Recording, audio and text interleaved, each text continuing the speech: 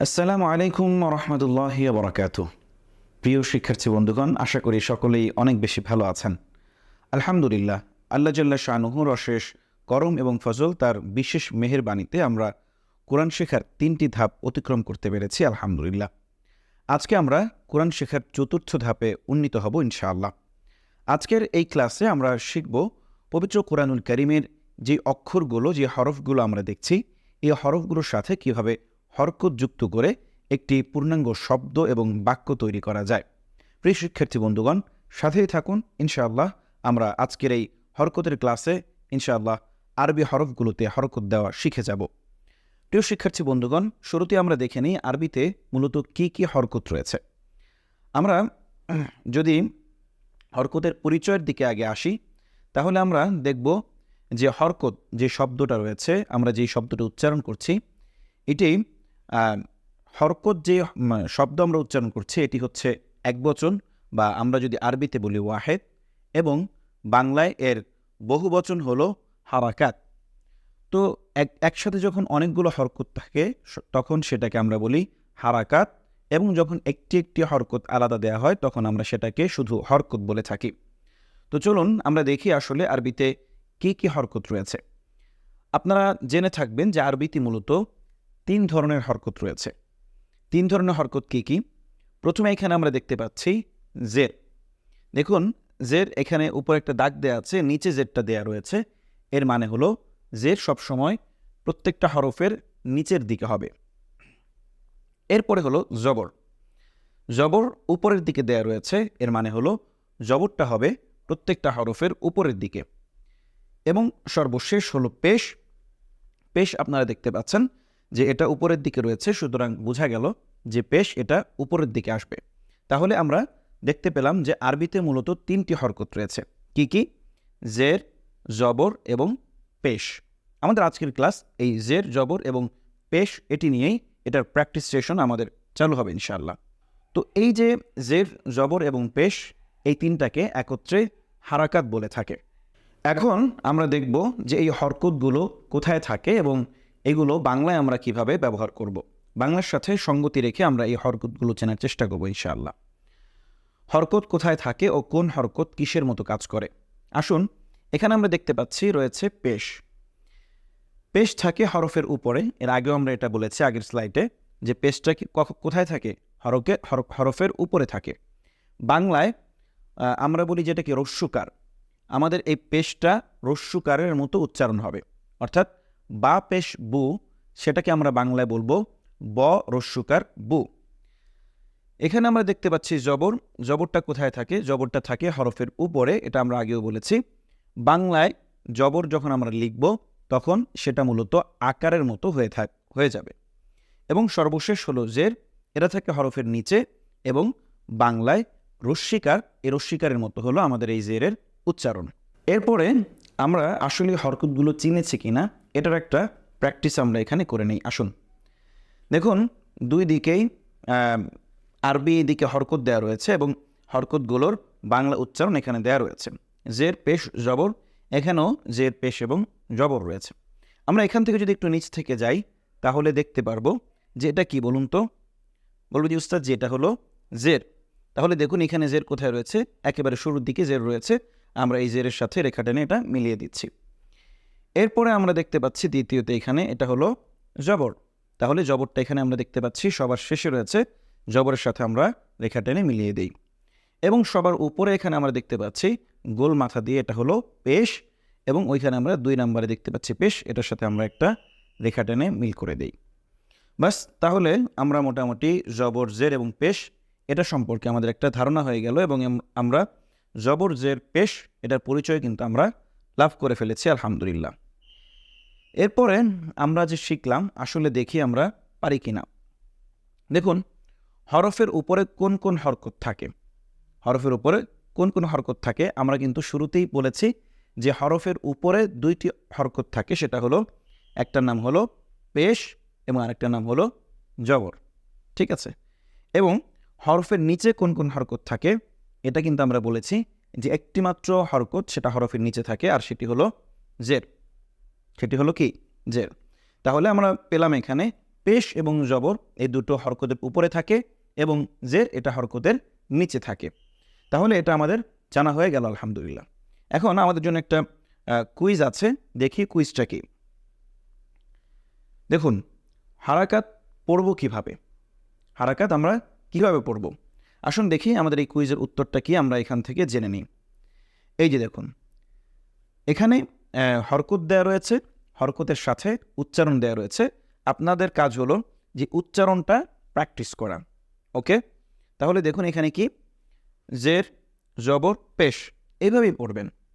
কোনটা জের কোনটা জবর কোনটা পেশ এটা জেনে ব্যাস এই উচ্চারণ অনুযায়ী আপনারা উচ্চারণ করতে থাকবেন, প্র্যাকটিস করতে থাকবেন। ব্যাস তাহলেই আপনাদের এই হরকত এই পড়াটা আশা করি শিখে যাবেন ইনশাআল্লাহ। তো শিক্ষার্থী বন্ধুগণ, এরপরে আমরা যেটা শিখলাম, বললাম যে বাংলায় এবং আরবিতে দুইটি আমরা কি করলাম, সমন্বয় করেছি। এখন দেখি আমাদের সেই সমন্বয়টা আমরা কতটুকু মনে রাখতে পেরেছি। আচ্ছা বলুন তো, এটা বাংলায় কি মূলত? সবাই অবশ্যই বলে দিচ্ছেন যে এটা হলো বাংলায় রস্যকার। তাহলে বাংলায় রস্যকার হলে আরবিতে কোন হরকত হয়?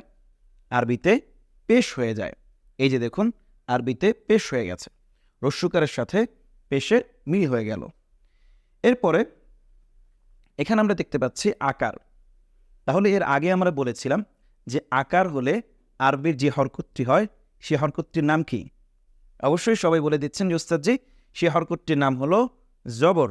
এই যে আমরা এখানে দেখতে পাচ্ছি যে আকারের সাথে যে হরকতটির মিল রয়েছে সেটি হলো জবর। এবং সর্বশেষ এখানে আমরা দেখতে পাচ্ছি রস্যিকার। তো আমরা জানি যে রস্যিকারের সাথে আরবি যে হরকতটির মিল রয়েছে সেটি হলো জের। দেখুন এখানে আমরা দেখতে পাচ্ছি যে আরবি যে হরকত সেটি হলো জের।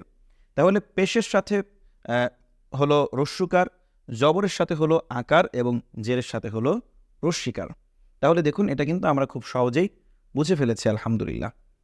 এরপরে আমরা একটু টিক চিহ্ন দেওয়ার কাজ করব, যে আমরা বুঝতে পারছি কিনা এই বিষয়টা আমরা একটু চেষ্টা করব। কোন হরকত কিসের মতো কাজ করে ও কোথায় থাকে টিক চিহ্ন দিই। কোন হরকতটা কীরকম থাকে এটা একটু আমরা দেখি। প্রথম আমাদের কাজ হলো যে এখানে যেটা আছে সেটা আইডেন্টিফাই করা। এখানে কি আছে? পেশ আছে, আমরা এখানে পেশ লিখে দিলাম। এখন পেশের কাজ কি?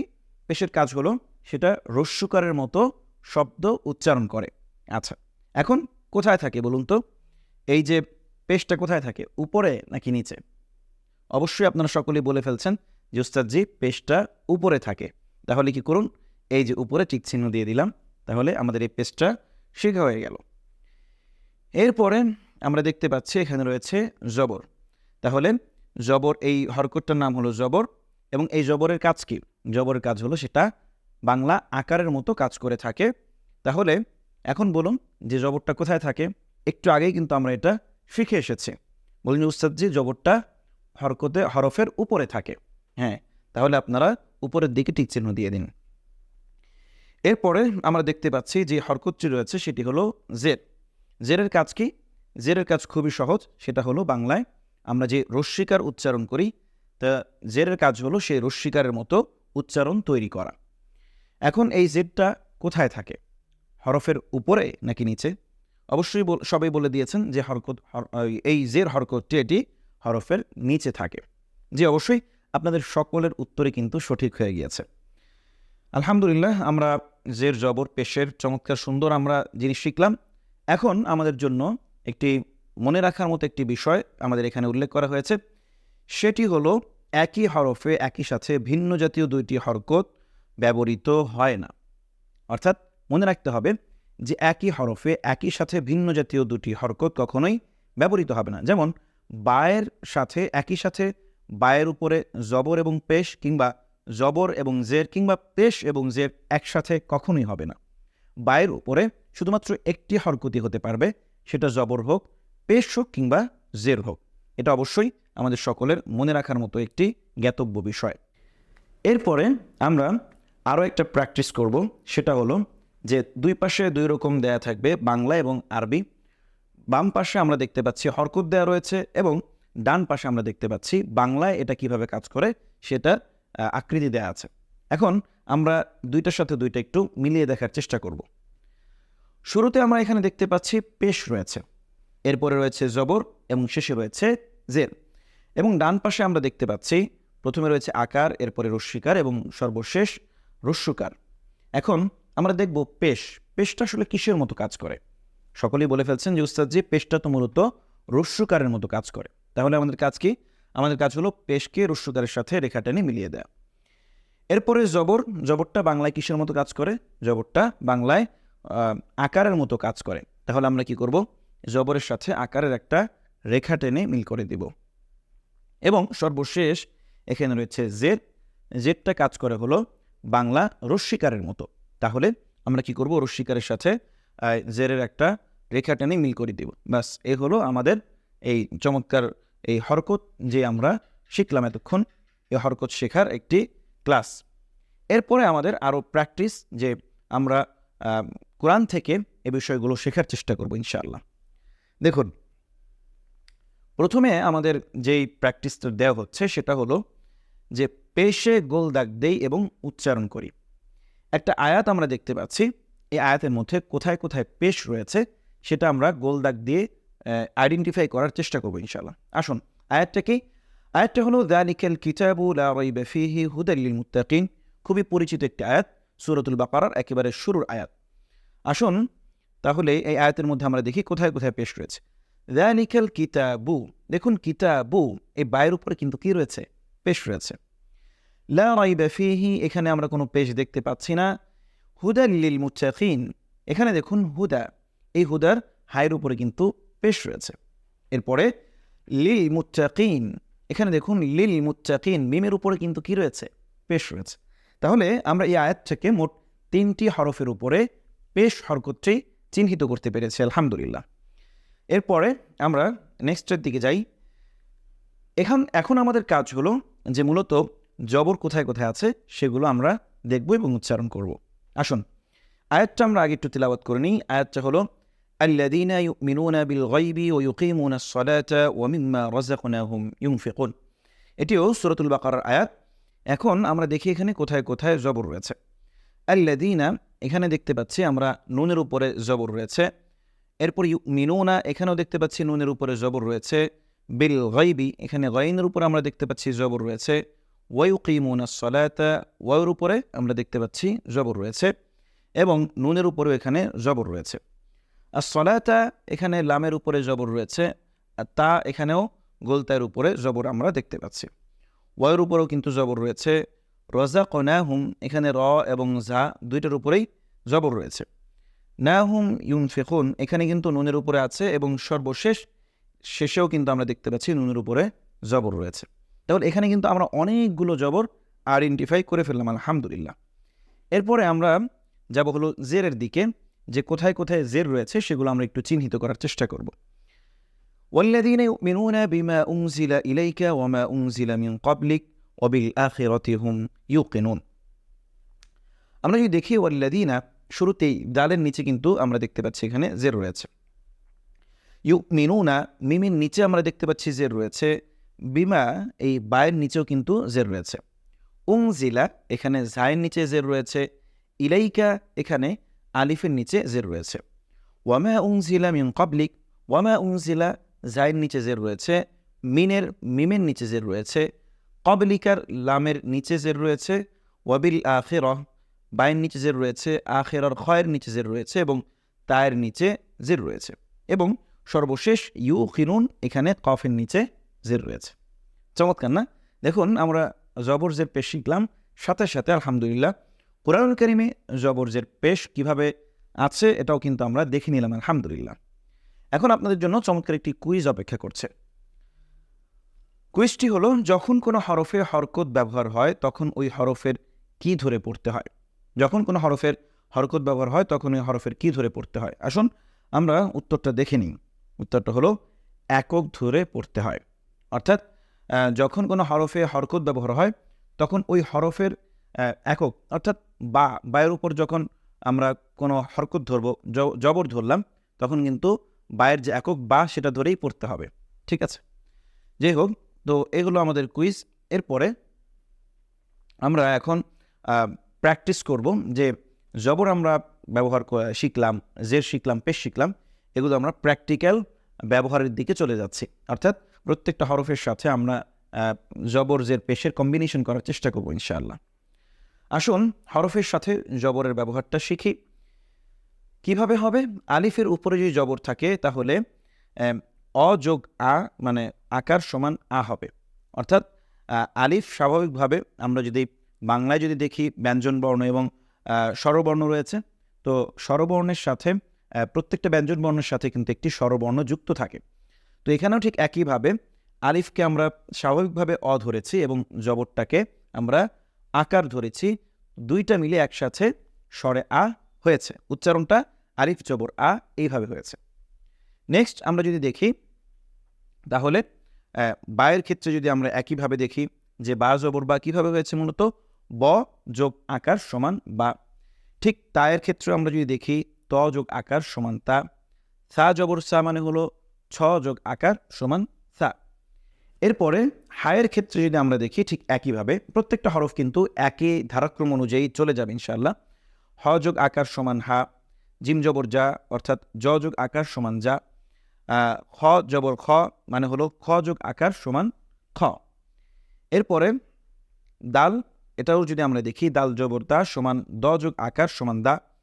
এরপরে দাল জবর দা অন্তস্থীয় জ আকার সমান অন্তস্থীয় জ যোগ আকার সমান যা যা। এরপর হলো র জবর র অর্থাৎ র যোগ আকার সমান র। যা জবর ঝা ঝ যোগ আকার সমান ঝা। এরপরে আমরা যদি দেখি সিন, সিন জবর সা মানে হলো ছ যোগ আকার সমান সা। শিন জবর সা অর্থাৎ তালব্য স যোগ আকার সমান হলো সা।